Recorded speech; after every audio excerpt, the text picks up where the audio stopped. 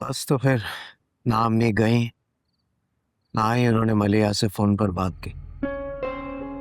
बाबा के जाने पे एहसास हुआ कि वो बिस्तर पे भी थे तो एक बहुत मजबूत साहिबान थे। कभी कभी ऐसा लगता था कि जैसे बाबा के जाने का सदमा मेरी भी जान ले लेगा। पैरों रोती रहती थी।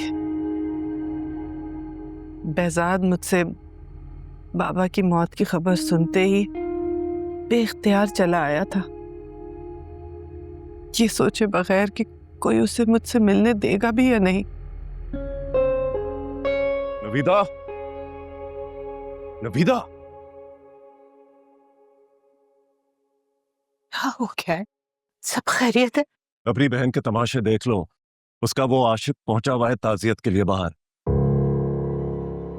आहिस्ता बोले आशिक, अंदर औरतें बैठी हैं, किसी ने सुन लिया तो पूरे मोहल्ले में बदनामी होगी। बदनामी का खौफ तुम इससे दिलाओ जो हमारी नाक कटवा रही है।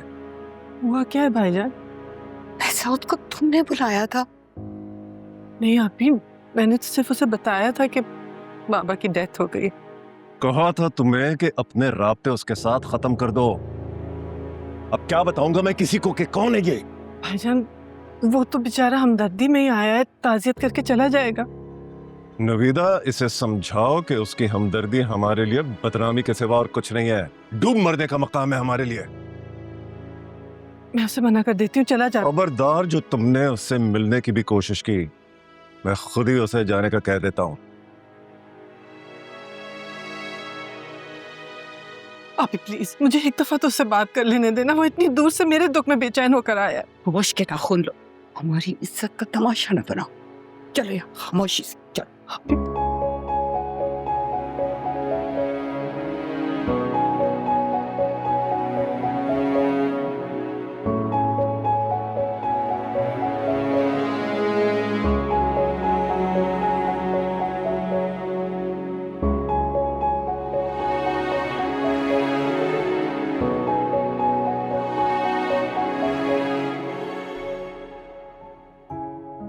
घर में लोगों का आना जाना था, लेकिन मैं चाहते हुए भी behzad से नहीं मिल सकी।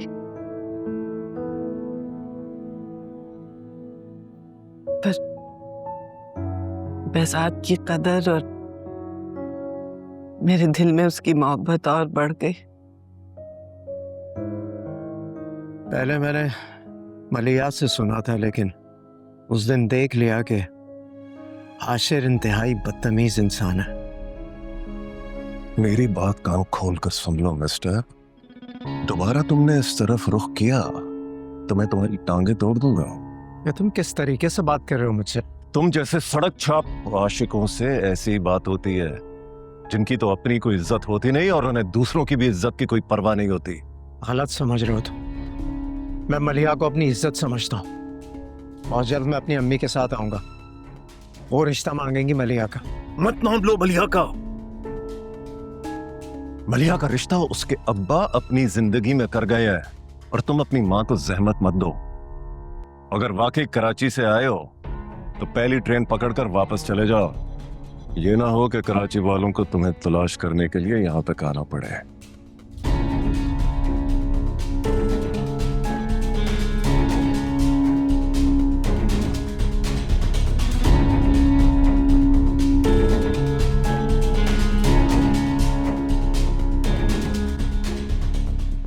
मलिया से तो मुलाकात नहीं हुई, लेकिन मैं वापस ये सोच कर आया था कि मलिया को उसकी बहन और बहनोई के आसरे पर तो नहीं छोड़ूंगा।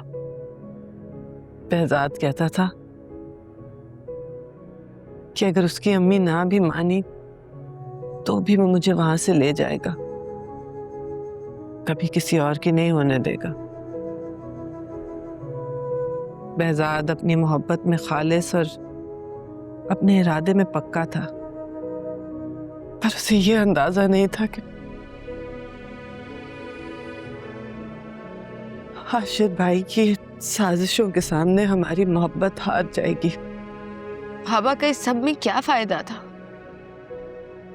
कासिम ने तुम्हारे चचा को अपने पास बुलाने की उम्मीद दिला रखी थी, और सुना भी यही था कि बहुत जल्द वो बुला भी लेगा, लेकिन मैंने भी इरादा कर लिया था कि हाशिर भाई के जाती मफाद के लिए मैं अपनी मोहब्बत को कुर्बान नहीं करूंगी।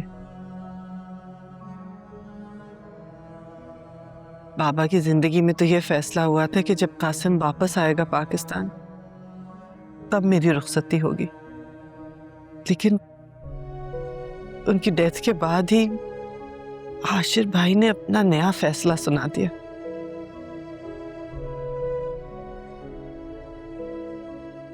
उस दिन जब मैं घर आया तो मलिया का फोन आया। उसके घर में एक लैंडलाइन थी। बड़ी मुश्किल से बात हो पाती थी हम लोगों की, क्योंकि उसकी बहन और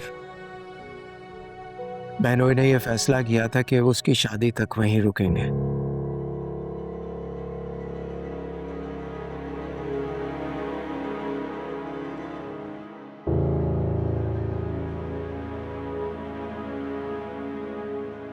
हेलो, बस आप मुझे यहाँ से ले जाओ। क्या हुआ है मलिया, तुम रो क्यों रही हो? हाशिर भाई ने हुक्म सुना दिया कि 2 दिन बाद मेरा कासिम से फोन पे निकाह है। मैं मर जाऊंगी लेकिन ये निकाह नहीं करूंगी। नहीं नहीं नहीं नहीं, तुम फिक्र मत करो, मैं ऐसा कुछ नहीं होने दूंगा। एतबार है ना तुम्हें मुझ पर? एतबार है, इसीलिए तो तुम्हें बता रही हूँ। सिर्फ कल का दिन है हमारे पास। कुछ नहीं होगा मलिया, तुम परेशान मत हो। मैं आज यहाँ से निकलता हूँ, कल रात तक पहुँच जाऊंगा, फिर हम कराची आ जाएंगे। ठीक है, मैं स्टेशन पहुँच जाऊंगी, तुम्हें यहाँ कोई नहीं आने देगा। तुम्हारे लिए भी तो निकलना मुश्किल होगा ना। मैंने अगर अब कुछ नहीं किया तो सारी उम्र पछताऊंगी। मैं पहुँच जाऊंगी स्टेशन। अच्छा, मैं चलती हूँ।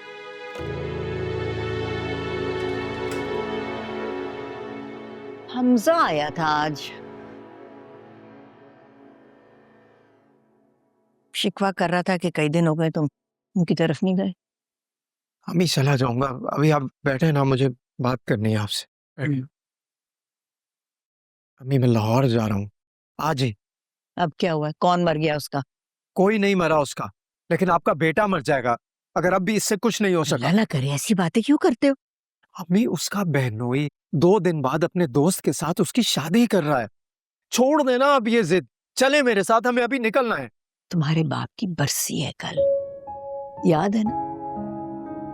या मलिया की मोहब्बत में भूल गए हो? अम्मी, मेरे लिए बस कर दो। कहीं ऐसी कोई दलील ना पेश कर देना जिसकी वजह से अफसोस हो मुझे कि तुम्हारे लिए मरे बाप के लिए दुआ भी अहम नहीं है। अम्मी, दुआ का ताल्लुक रब से होता है जो दिल से जुड़ता है।